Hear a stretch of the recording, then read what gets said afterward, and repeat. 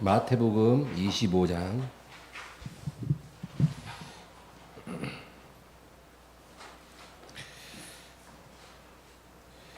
14절 15절 25장 14절 15절 합독하겠습니다. 또 어떤 사람이 타국에 갈 때 그 종들을 불러 자기 소유를 맡김과 같으니 각각 그 재능대로 한 사람에게는 금 5달란트를, 한 사람에게는 2달란트를, 한 사람에게는 1달란트를 주고 떠났더니. 아멘. 마태복음 25장에 이 달란트 비유가 기록되어 있습니다. 우리가 잘 알고 있죠. 주인이 종들에게 그 재능대로 달란트를 다르게 주고 먼 여행을 떠납니다. 그리고 이제 오랜 시간이 지나서 돌아와 이제 종들과 결산을 하는데 어떤 종은 이제 주님의 주인의 칭찬을 받았고 또 어떤 종은 책망을 받았더라. 이 예수님이 비유하신 것입니다. 굉장히 중요한 거죠. 여러분 인생은요 시작보다 끝이 중요합니다. 시작이 아무리 형편없어도 또 과정이 아무리 파란만장해도 끝이 좋으면 다 되는 거예요. 끝이 좋아요. 아무리 시작이 화려했고 중간도 멋져도 끝이 안 좋으면 아무 소용없는 겁니다. 그래서 우리 인생은 끝이 좋아야 되기 때문에 이렇게 지금 내가 아무리 형편없는 사람 같아 보여도 너무 낙심할 필요가 없다는 거예요. 점점 우리가 올바른 방향으로 갈 수 있다면 희망이 있습니다. 그래서 최후의 웃는 자가 승리자입니다. 최후의 예수님 앞에서 칭찬받는 종이 성공한 종이에요. 근데 성경은 마지막 날에 주님이 오셔서 우리를 판단하시고 그리고 어떤 종에게는 칭찬을 또 어떤 종에게는 책망을 줄 것이다. 그렇게 말씀하는 거죠.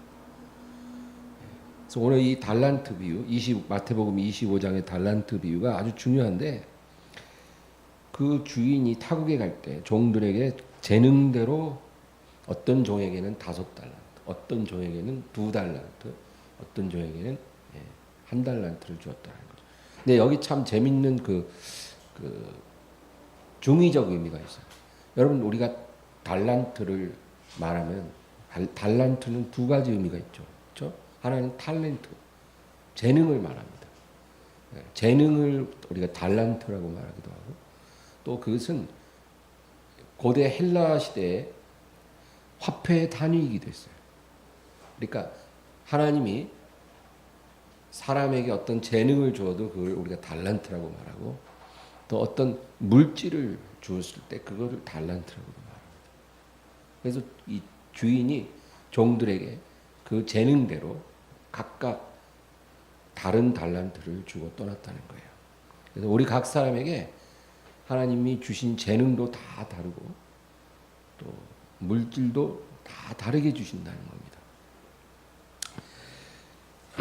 근데 여러분 이 달란트라는 이 비유가 그 단위가 어떤 거냐면은 1달란트는 6천 드라크마예요. 6천 드라크마. 그래서 오늘날의 화폐로 따지면 6억입니다. 6억. 왜냐하면 1드라크마가 노동자 하루 품삯이거든요. 1드라크마가 하루 품삯이. 그러면 오늘날 노동자가 하루 일하면 보통 적게 잡아도 10만 원 잡잖아요. 그렇죠? 그러니까 6천 드라크마가 1달란트면 오늘날로 따지면 6억 원이에요. 그래서 가장 적게 받은 종이 6억을 받은 거예요. 주인한테. 그리고 2달란트 받은 종은 12억을 받은 거예요. 또 5달란트를 받은 종은 30억을 받은 거예요. 그리고 나서 주인이 너희가 받은 대로 열심히 장사를 하라는 거예요. 내가 올 때까지. 내가 와서 너희와 결산을 하리라. 그리고 떠났다가 오랜 세월 후에 다시 돌아온 거예요. 얼마나 했는지. 근데 여러분, 이 주인이요, 그 종들에게 어떤 이익을 산출해내기 위해서 그걸 맡긴 게 아닌 거예요. 만약에 주인이 종들에게 어떤 이익을 요구했다면 더 많이 줬을 거예요. 어떤 사람에게는 6억, 어떤 사람에게는 12억, 어떤 사람에게는 30억 이렇게 따로따로 줄 필요도 없어요. 그냥 한 사람당 50억씩 딱딱 맡겨놓고 이제 내가 맡긴 만큼 달라고 요구했을 거예요. 예. 아무리 못해도 뭐 은행에 맡겨서 이자라도 받으면 되니까. 그러나 주인은 그게 목적이 아니고 이 종들의 충성심을 시험해 보고 싶었다. 이 달란트 비유의 핵심이 그거예요. 주인이 종들에게 각각 재능대로 다르게 맡긴 것은 이윤을 요구해서가 아니라 그들의 충성심을 알고 싶은 거예요. 받은 만큼 얼마나 너희가 노력했는가를 주인이 보고 싶은 거예요. 그런데 이제 돌아온 주인이 어떤 종은 칭찬을 해주고 어떤 종은 책망을 합니다. 근데 책망받은 종은 한 달란트 받은 종이죠. 악하고 게으른 종아, 그렇게 야단을 쳤다는 거예요. 근데 여러분, 게으른 건 이해해요. 왜냐하면 이 종은 아무것도 안 하고 있었거든요. 게으른 건 맞아요. 왜 악하다고 그랬을까요? 무슨 잘못을 크게 저지른 게 아닌 거예요. 그냥 아무 일도 안 하고 있었어요. 근데 이 주인이 와서 이 종에게 악한 종이라고 책망을 했어요. 왜냐하면 이 종은 그가 아무 일도 하지 않았던 이유가 뭐였냐면 자기에게 6억 원을 주고 떠난 주인이 자기를 부당하게 대했다고 생각하기 때문에 나를 너무 무시했다. 나를 너무 소홀히 대한다. 주인이 자기에게 잘못했기 때문에 자기는 충성심을 보이콧하는 거예요. 그러니까 주인을 악하다고 그 종이 여겼기 때문에 주인이 돌아와서 그 종을 악한 종이라고 하는 거예요. 여러분, 우리가 하나님을 온전히 이해하지 못하고 그리고 하나님을 오해하고 하나님에게 서운한 마음을 갖고 그리고 하나님이 우리에게 맡겨주신 그것에도 충성하지 않으면 하나님이 오셔서 주님께서 오셔서 우리를 그냥 도닥거려주고 그 마음고생했지 이렇게 위로해 주시는 게 아니에요. 악하고 게으른 종아, 그렇게 책망을 하십니다. 그래서 우리가 하나님을 온전히 이해해야 돼요. 그분이 어떤 분인가를 우리가 알고 그분이 우리에게 요구하는 것은 어떤 이익이 아니라 충성심이라는 것을 우리가 깨달아야 돼요. 그리고 그분이 원하는 것을 우리가 기쁘게 드릴 수 있을 때 우리가 주님 앞에 칭찬을 들을 수가 있을 것입니다. 어떤 사람이 직장 생활을 하는데 승진해서 누락이 됐어요. 마음 상하죠. 또 자기가 정말 원치 않는 어떤 나쁜 부서로 발령이 났어요. 화가 나겠죠. 아무리 화가 나고 실망이 돼도 그렇죠? 어떻게 인사과에서 나를 이런 식으로 발령을 낼 수가 있나? 어떻게 나를 승진해서 누락시킬 수가 있나? 이 회사가 정말 너무한 거 아닌가? 많은 생각이 들겠지만 그렇다고 해서 출근도 안 하고 맨날 지각하고 자기가 할 수 있는 일도 안 하고 해야 할 일도 제대로 안 하고 이렇게 직장 생활을 한다면 그 사람은요 악한 사람이에요. 하나님이 우리를 보실 때도 그렇다는 겁니다.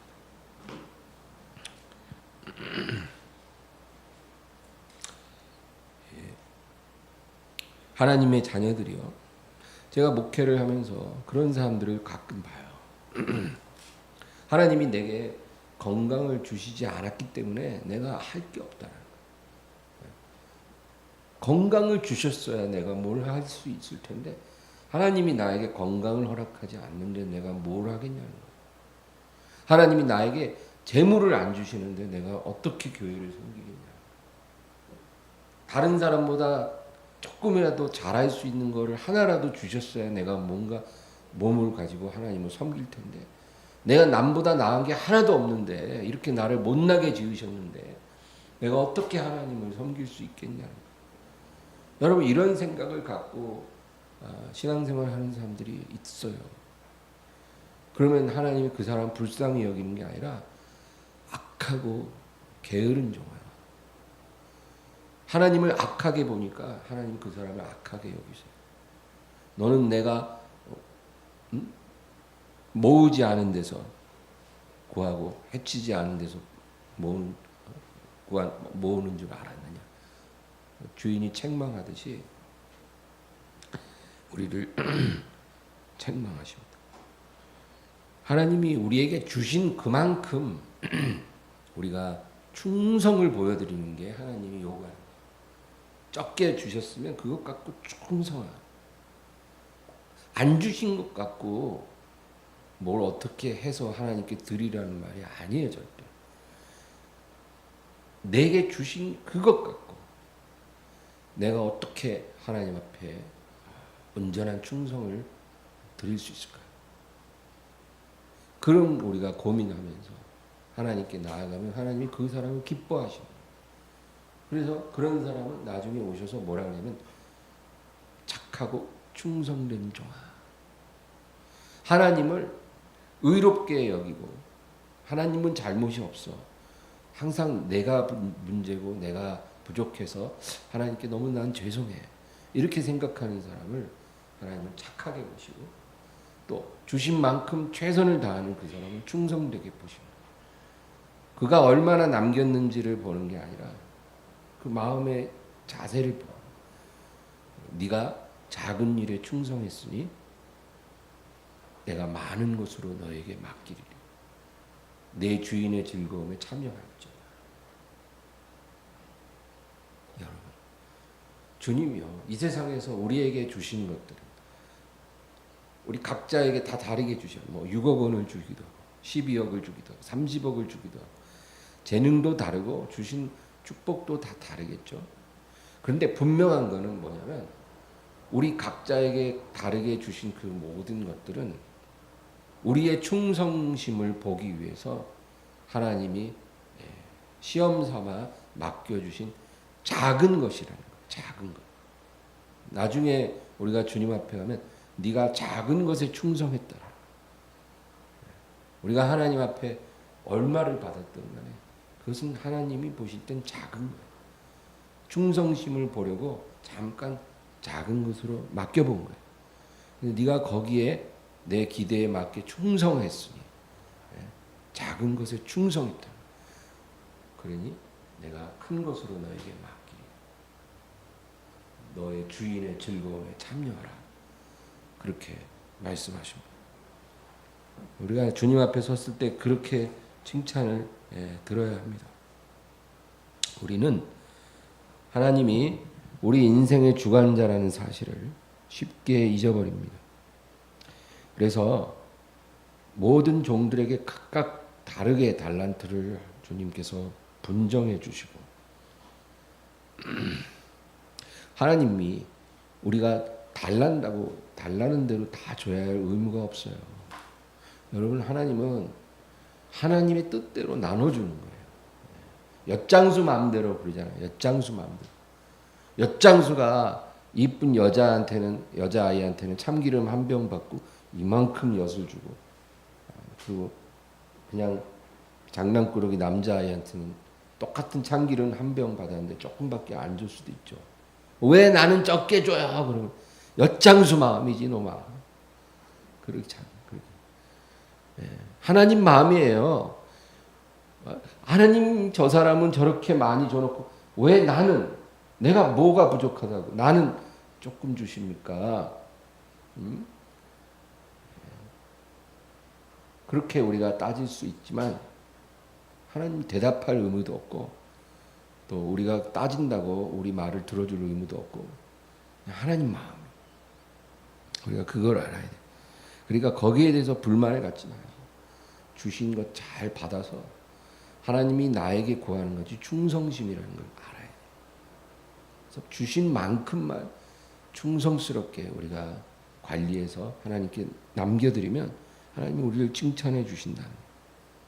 그리고 우리가 이 세상에서 당하는 모든 불가항력적인 일들도 하나님으로부터 온다는 것을 우리가 기억해야 돼요. 우리가 결정할 수 없는 많은 일들이 있어요. 내가 어떤 부모에게서 태어날지 그 내가 정한 게 아니잖아요. 여러분 하나님이 정한 거예요. 어떤 사람은 부모를 원망하는데 그러지 마세요. 그것도 하나님이 정한 거예요. 내가 정한 게 아니에요. 받아들여야 돼요. 내가 어느 나라에 태어나고 어떤 환경에서 성장할지 내가 정하는 게 아니라 하나님이 정한다. 어떤 고난은 내가 잘못을 저지르지 않았는데도 발생할 수 있어요. 우리가 그것을 막을 수 없다는 겁니다. 욥도 그걸 알고 있었어요. 자기 삶에 일어난 그 재난이 그거는 불가항력적인 그 하나님의 섭리였다는 걸 욥은 잘 알고 있었어요. 겉으로 볼 때는 사탄이 그런 재난을 욥에게 가지고 왔지만 사실은 하나님이 허락하시지 않으면 그 일이 일어날 수 없다는 것을 욥은 잘 알고 있었어요. 그래서 욥기를 읽어보면 욥은 누가 이 일을 일으켰는가를 궁금해하지 않고 하나님이 왜 나에게 이러한 고난을 주셨는지 그 이유를 하나님께 묻고 싶었어요. 이 상황은 하나님이 허락한 상황인 건 내가 분명히 알겠는데 왜 나에게 이렇게 혹독한 고통을 주시는지 내가 하나님께 묻고 싶다는 거예요. 그 이유를 알고 싶다. 근데 하나님은 이러한 욥의 질문조차도 하나님의 시간이 되기까지는 허락하지 않았다. 대답을 해주지 않아요. 여러분 우리가 하나님께 뭘 질문한다고 하나님이 즉시로 대답을 해줘야 된다는 법은 없어요. 그 대답을 해주는 그 시간도 하나님이 정하는 거예요. 그러니까 이해할 수 없는 일이 일어났거든 그것이 하나님으로부터 왔다는 것은 우리가 알되 그게 왜 왔는지를 우리가 하나님께 물을지라도 바로 하나님으로부터 답을 얻으려고 하지 말고 하나님이 답해 주실 때까지 기다릴 수 있어야 돼요. 그리고 그 기다리는 동안 하나님 그러면 그 이유를 말해줄 때까지는 내가 충성심을 보이콧할 겁니다. 이러지 말고 하나님이 우리에게 모든 것을 설명해 주시고 회복해 주실 때까지 충성하라는 거예요. 그게 우리가 해야 될 태도예요.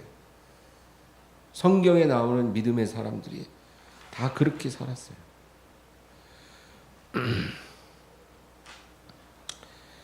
우리에게 주신 모든 환경이나 상황을 우리가 비관하고 원망하면 여러분 그게 바로 하나님을 원망하는 거예요. 그러니까 환경에 비관하지 마세요. 그게 하나님을 향한 비난이에요. 원망이고. 그래서 이스라엘이 광야에서 다 엎드러진 게 그거예요. 이스라엘은 밥 먹듯이 원망했는데 그 원망이 뭐냐면 지금 처한 고통에 대해서 원망하는 거예요. 애굽이 훨씬 더 나았다는 거예요. 지금은 너무 힘들다는 거예요. 지금 이런 상황은 견디기 어렵다는 거예요. 근데 그게 바로 하나님을 향한 원망이에요.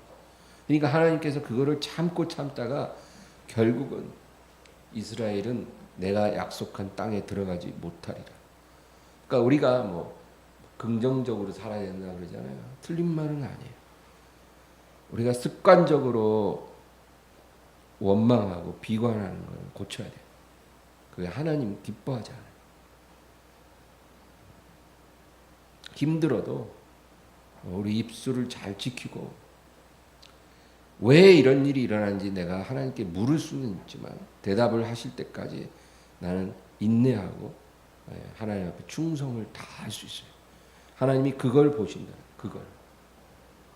그걸 귀하게 보시고 때가 되면 우리를 높여주신다.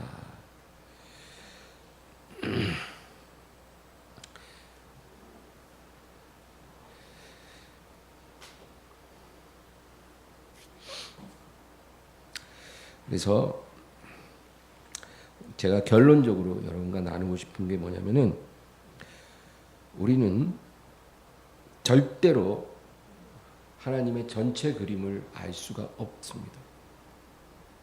그것은 우리에게 감춰졌어요. 모든 것을 다 하나님이 주관하시는데 하나님께서 우리에게 전체 그림을 한 번에 다 보여주시지 않는다.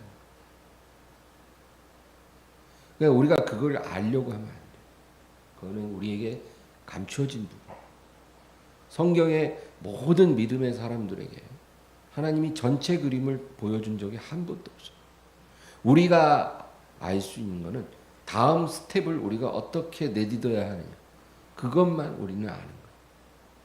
그러니까 다 알고 움직이려고 하지 말고 지금 이 상황에서 내가 지금 너무나 괴롭고 혼란스러운데 이 상황에서 내가 바로 다음에 해야 할 일이 뭔지 그거를 하나님께 알려달라고 하면 하나님 그거 알려줘요. 그리고 우리는 믿음으로 하나님을 신뢰하는 믿음으로 그 스텝을 내딛는 거예요. 칠흑같이 캄캄한 밤일지라도 다음 스텝을 우리가 믿음으로 내딛으면 그 다음에 또 그 다음 스텝을 하나님 가르쳐 주셔요. 믿음으로 한 걸음 한 걸음 걷다 보면 나중에서야 우리가 제대로 왔다는 것을 깨닫게 되고 그리고 하나님이 우리에게 전체 그림을 보여주는 날이 오는 거예요. 그 날이 언제냐? 우리가 주님 앞에 서는 날이에요. 그때 우리는 우리 인생의 전체 그림을 다 볼 수 있을 거예요. 퍼즐의 마지막 조각까지 딱 맞춰진 것을 우리가 보게 됩니다. 그러면 어떻게 돼요? 우리가 하나님 앞에 무릎을 꿇는 거예요. 내 인생에 하나님의 계획이 이렇게 아름다운 것인 줄 몰랐어요. 내 영혼을 정금같이 보석같이 빚으시기 위해 하나님이 이렇게 주도 면밀하고 치밀하고 완벽한 계획을 갖고 있었는지 저는 몰랐어요. 하나님 이제는 제가 알았나이다. 그런데 제 마음이 너무 슬퍼요. 제가 이 그림을 미리 알았더라면 하나님께 감사하고 찬양하며 내 인생을 살았을 텐데 제가 너무나 하나님에 대한 신뢰가 없고 내가 어리석어서 그냥 나는 내 인생 내내 한 걸음 한 걸음 걸으면서 늘 질질 짜고 원망, 탄식, 푸념, 비관하고 그러면서 제가 살았다는 게 너무나 죄송합니다. 하나님, 이렇게 하나님이 나를 향한 계획이 크시고 아름다운데 저는 감사보다는 원망을 너무 많이 했던 것 같아요. 하나님 죄송합니다. 그리고 하나님을 지금이라도 내가 찬양하게 하옵소서. 우리가 그날에 주님 앞에 고백을 하게 될 거예요. 그러니까 그날에는 찬양이 저절로 막 우리 안에서 폭발할 거예요. 하나님의 영광을 우리가 다 보게 되기 때문에. 왜 천국에서 천사들이 찬양한다 그러잖아요. 왜 그런 줄 아세요? 하나님의 영광을 다 보기 때문에. 찬양을 안 할래야 안 할 도리가 없는 게 천사들의 운명이에요. 근데 우리는 지금 믿음으로 살잖아요. 그러니까 하나님의 영광이 안 보여요. 그러나 믿음으로 우리는 한 발짝 한 발짝 걸어가면서 믿음으로 감사하는 거고 믿음으로 찬양하는 거거든요. 그러니까 그게 쉽지 않죠. 쉽지 않기 때문에 더 귀한 거예요. 여러분, 우리는 천사가 굉장히 부럽죠. 천사들은 우리를 부러워해요. 믿음으로 이렇게 이 세상에서 살면서 하나님의 사랑을 받고 또 하나님께 영광 돌릴 수 있다는 것에 대해서 천사들은 굉장히 부러워해요. 왜냐하면 자기들은 믿음이 필요 없거든요. 자기들은 소망도 필요 없거든요. 천사들은 그런 게 필요치가 않고 만약에 천사가 죄를 범하면 바로 하나님의 영원한 형벌이에요. 회개할 기회도 없어요. 천사들이 우리를 굉장히 부러워합니다. 여러분, 그리고 우리가 이렇게 믿음으로 사는 시간이 얼마 남지 않았다는 거예요. 예수님이 우리에게 다시 오실 때는 우리에게는 이제 믿음도 소망도 더 이상 필요치 않고 사랑만 충만한 그러한 존재가 될 것입니다. 그래서 우리는 하나님께 다 알려달라고 말하지 말고 다음에 내가 어떻게 해야 할까요? 그걸 물으세요. 그리고 그 길을 걸어가시기 바랍니다. 모든 믿음의 사람들은 하나님의 큰 계획을 몰랐을지라도 하나님을 믿었고 그리고 그 오랜 인내를 견뎌냈어요. 그리고 인내하면서 그는 하루하루의 삶을 그들은 소홀히 여기지 않았다. 그거 오늘 우리가 기억해야 돼요. 여러분, 야곱의 이야기를 해볼게요. 야곱이요. 성경은 인생이 꼬인 사람들 이야기가 많이 나와요. 그래서 우리가 성경을 읽으면 은혜를 받는 거예요. 우리 인생도 만만치 않지 꼬였지만 성경에 나오는 위대한 축복의 사람들은 인생에 다 꼬였어요. 야곱을 보면 야곱은 한 몇 달간 외삼촌 집에 갔다가 오려고 바단 아람으로 간 거예요. 몇 달. 형 에서가 자기를 막 죽이려고 그러니까 그 엄마가 너는 몇 달만 내 오빠 집에 가서 피했다가 오라는 거예요. 근데 몇 달이 뭐예요? 20년 동안 거기서 완전 밑바닥같이 고생하고 그렇게 지냈어요. 떠날 때 20년 동안 못 올 줄 알았으면 안 떠났을 거죠. 그러니까 꼬인 거예요. 그리고 그 외삼촌이 사랑 많고 정직한 사람이 아니고 야곱보다 더한 사람이었어요. 그래서 완전히 코가 깨갖고 10번이나 품삯에 속임을 당하고 고생은 죽도록 하는데 자기한테는 떨어지는 게 하나도 없는 거예요. 그 외삼촌이 야곱을 이용해 먹기만 해요. 그리고 야곱이 사랑한 여자는 라헬인데 첫날 밤부터 꼬였어요. 그래서 레아와 동침하고 그러니까 아내가 된 거예요.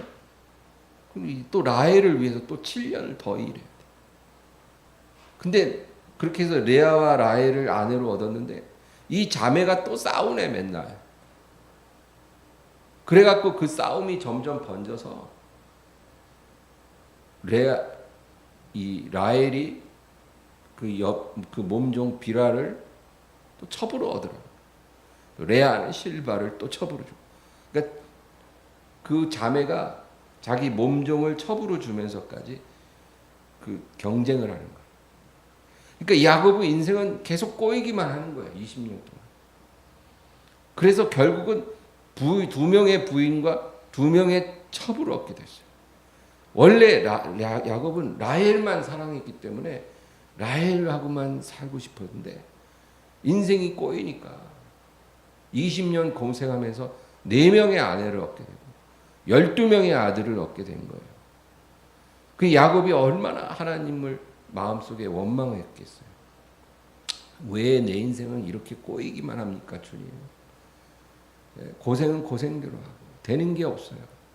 내 뜻대로 되는 게 하나도 없어요, 하나님. 제 기도는 도대체 언제 들어주실 거예요? 근데 하나님의 큰 그림을 보지 못하는 거예요. 하나님은 장차 야곱의 이름을 이스라엘로 바꿔주시고 그 12아들을 위대한 민족의 12지파가 되게 하시려는 계획입니다. 근데 이 자기애가 충만한 이 깨어지지 않은 야곱이 그걸 알 턱이 없죠.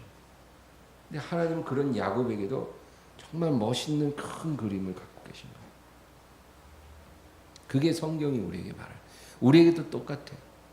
우리에게는 최고의 계획을 하나님이 갖고 계셔요.